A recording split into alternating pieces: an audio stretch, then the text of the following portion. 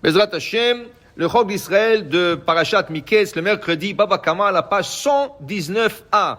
Rav Chisda ava le aou harissa d'ava takil ve'yaïv takil ve'shakil. À l'époque du Talmud, beaucoup de gens avaient des champs. Mais quand le champ donnait des fruits, ils engageaient une personne, un manager, un gérant, et ça s'appelait haris.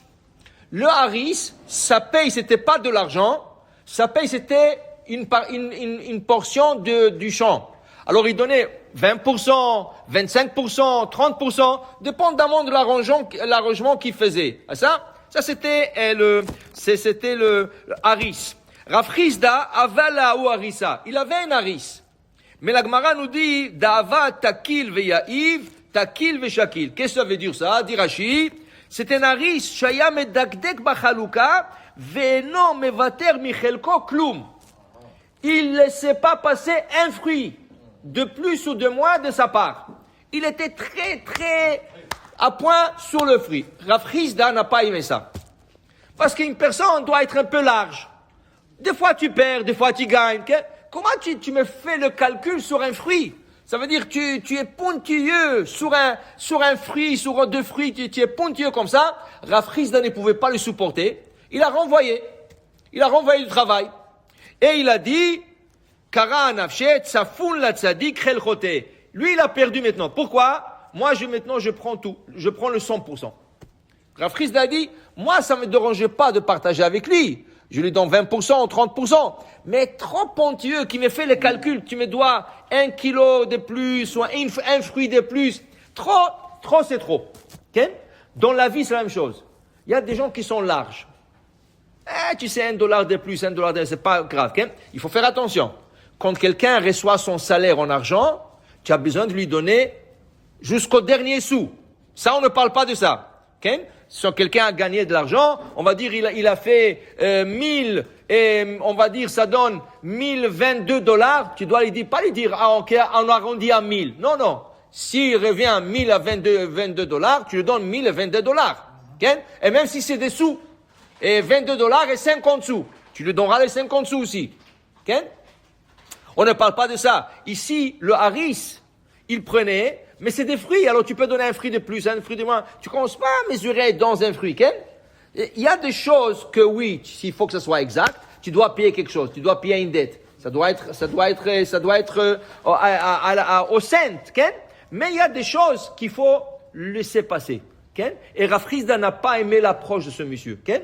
Je vais vous raconter une histoire que deux fois, c'est pas bon d'être large. C'est pas bon d'être large. Pourquoi? Il y avait une ville en Lituanie qui s'appelait Kelem.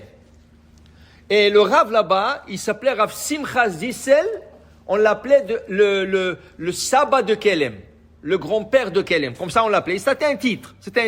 Lui, c'était l'élève de Rabbi Israël Salanter. Et c'est un grand érudit. Baal Midot, bon trait de caractère. Dans sa ville à lui, il y avait beaucoup de gens de Torah, qui étudiaient la Torah. Mais ils avaient besoin d'ouvrir une bakery. Ils n'avaient pas une bakery. Mais c'est nécessaire une bakery dans une ville. Tu as besoin le pain, le lait, tu as besoin de produits, tu as besoin de tout. Mais personne ne voulait faire. Qu'est-ce qu'il a fait le rabbin? Il a ouvert une bakery. Mais il leur a dit, vous croyez que moi je vais être là dans la bakery? Jamais de la vie. Écoutez, mais je vois que personne ne veut s'en occuper. Okay? Je suis prêt à payer, mais personne ne veut. Alors il a dit comme ça, je mets une caisse, voilà le magasin, une fois par semaine, une fois par mois, moi je remplis le stock. S'il faut emmener du pain frais, j'emmène chaque jour. S'il faut emmener le lait une fois par semaine, je l'emmène une fois par semaine. S'il faut emmener des produits une fois par mois, j'emmène. Il n'y a pas de problème. Maintenant, chacun qui rentre dans le magasin, il doit faire, il y a une petite calculatrice, il doit faire le calcul de tout ce qu'il a pris et payer dans la caisse. Je fais confiance à tout le monde. C'est des gens de Torah, personne ne va les voler. Okay? Je fais confiance. Au Hachem, les gens étaient contents. Il y avait chacun s'est fait self-service. Chacun venait, il se servait, il prenait, il calculait, il donnait. Au bout de 6 mois, le rabbin à la synagogue leur fait une annonce. Monsieur, je m'excuse, mais je ferme le magasin. Waouh! Il regardait et dit, quoi? Tu veux me dire que quelqu'un a volé de l'argent? Pourquoi il fait le magasin? Qu'est-ce qui t'est arrivé? Alors il leur dit non, chas v'shalom, personne n'a volé, même pas un sou. J'ai trouvé chaque mois de l'argent de plus. Oh, alors qu'est-ce qu'il y a? Au contraire, c'est bon, ça veut dire que les gens sont larges, les gens sont bien, qu'est-ce que vous voulez? Il dit non. Vous ne comprenez pas comment le Yetzer Hara marche. De l'argent de plus, c'est une raison de voler. Comment? Il dit, pourquoi il y a de l'argent de plus dans la caisse? Pourquoi? Si les gens sont venus, ils ont fait le calcul, pourquoi il y a de l'argent de plus? C'est simple, je vais vous expliquer ce qui est arrivé. Le gars qui venait, et par exemple, il devrait donner 18 dollars et demi, il regardait dans la caisse, il n'y avait pas 1 dollar et demi de change. Qu'est-ce qu'il a dit? Il a mis 20 dollars, il a dit, c'est pas grave, il y a là 1 dollar et demi, ça vaut la peine, okay? L'autre gars. Alors, je me suis trouvé avec plus d'argent. Mais vous comprenez pas. La prochaine fois, ce gars, il vient dans le magasin, il doit donner 21 dollars. Et il n'a pas 1 dollar. Qu'est-ce qu'il va dire? Je vais mettre 20 dollars. De toute façon, l'autre fois, je donnais plus. Tu comprends? Et ça va arriver 2 jours, 1 fois, 2 fois, plus, moins. À la fin, tu vas donner moins. Tu vas voler la caisse de la ville. Ken?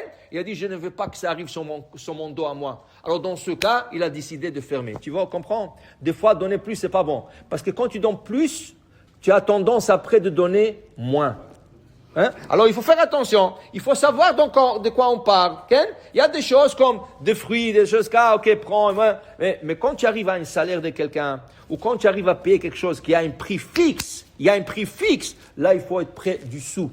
Okay? À moins que l'autre partie te dise non, je pardonne, mechila, tout ça. Oui, mais sinon, chacun devrait respecter l'autre. Amen ve amen.